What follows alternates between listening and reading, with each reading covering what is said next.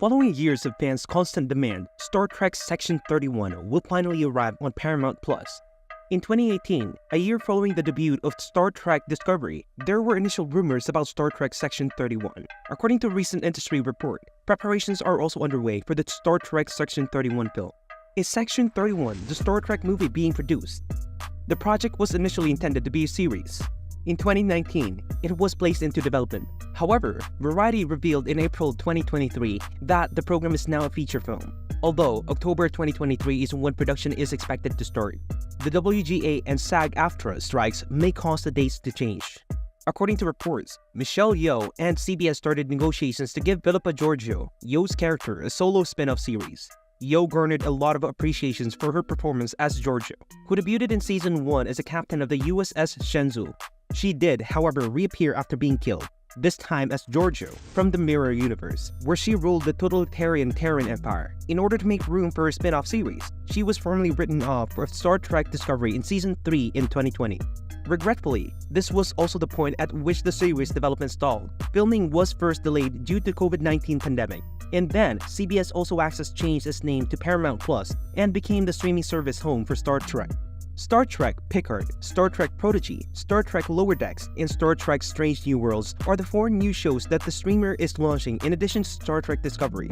Creator Alex Kurtzman has cautioned that Star Trek Section 31 won't be formally added to Paramount Plus's slate until one of the aforementioned shows has concluded. Thankfully, Kurtzman fulfilled his promise. Star Trek Section 31 was formally ordered by Paramount Plus just prior to the Star Trek Picard series finale. Olatunde Odsunsanmi, the director, is now working on a made-for-TV movie instead of a TV series for this project.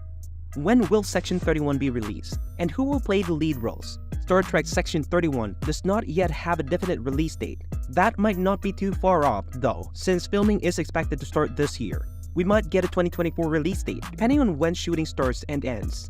A 2025 release date would make sense, though, given all of the ongoing Star Trek initiatives.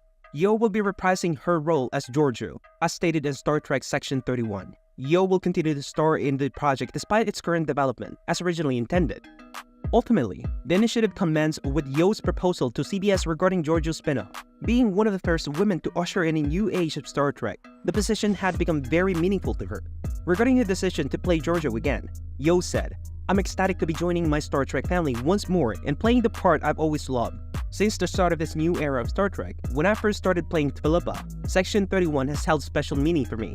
In a year that has demonstrated to me the amazing power of never giving up on your aspirations, seeing her finally receive her moment is a dream come true. Until we can tell you what's in store for you, we hope you have a long and prosperous life." Yeoh is the sole cast member of Star Trek Section 31, who has been officially announced. Still, there's a chance that a few cast members from Star Trek Discovery might make a comeback. For instance, in Star Trek Discovery, Shazad Latif's Ash Tyler was elevated to the rank of commander of Section 31, opening the door for a possible comeback. But it's unclear if he plays the same part in the movie again, or if Yeoh will be joined by any other well-known actors. What is supposed to be the plot of Section 31? The plot of Star Trek Section 31 is as follows. Georgiou joins a secret division of Starfleet tasked with protecting the United Federations of Planets and face the sins of her past. As made public by The Hollywood Reporter, Georgiou was once a brutal ruler of an autocratic regime, as was previously stated, which explains the sins she is dealing with. But whether joining Section 31 is the way to salvation is something we're not so convinced about. After all, the Star Trek series has a rather sordid past with Section 31. Claimant to safeguard Federations and Starfleet security, Section 31 was a covert agency. Even though it is regarded as a component of Starfleet intelligence, Section 31 is mostly unreported and outside the purview of the Federation. This implies that a small group of people who made up Section 31 could handle threats primarily using their own judgment without being held responsible for taking more drastic action. Therefore, while Section 31 may not always be an evil group, it certainly has a dubious morality. Occasionally, the group came to the conclusion that in order to neutralize the threat, heinous crimes like murder and even genocide were acceptable. Many of its members felt they were acting in the Federation's best interest and fulfilling their duty, despite the fact that they may be extreme at times. It's a little worrying to watch what Georgiou will do in the name of the Federation's security under the cover of Section 31's secret, given her already rather dubious moral history. Why Star Trek is still relevant in today's changing world? The American science fiction television series Star Trek has impacted 2 generations of Western society, both domestically and internationally, by reflecting the social and cultural ideas of those eras. When Star Trek first premiered on television in 1966, it chronicled Captain James T. Kirk and the Enterprise crew's interplanetary travel. It was known as the original series and ran for 3 seasons. Star Trek: The Next Generation, 1987 to 1994, marked the beginning of a second generation of the show, although at first it appeared to be just an upgraded version of the previous series. Nonetheless, the narrative acknowledged that a gradual paradigm change was taking place in the world, with modernity giving way to post-modernity. The current values were embodied in the first Star Trek television series. The parents of today's children, the post-war baby boom generation, were raised in the principle of the Age of Enlightenment, which dated back in 17th and 18th centuries. They believed that knowledge would lead to both economic advancement and political freedom.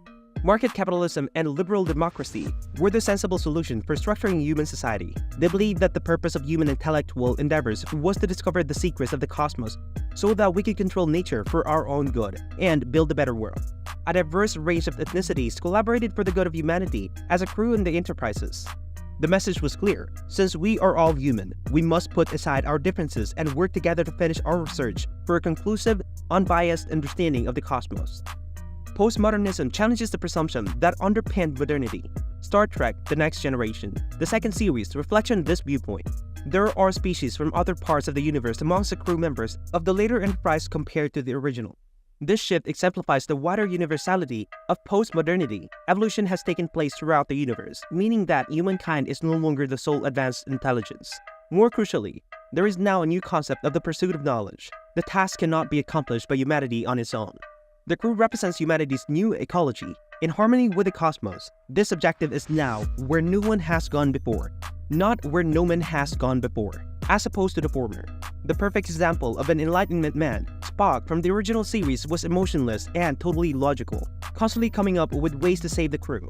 The android Data, who yearns to be able to feel, takes Spock's position in the new generation.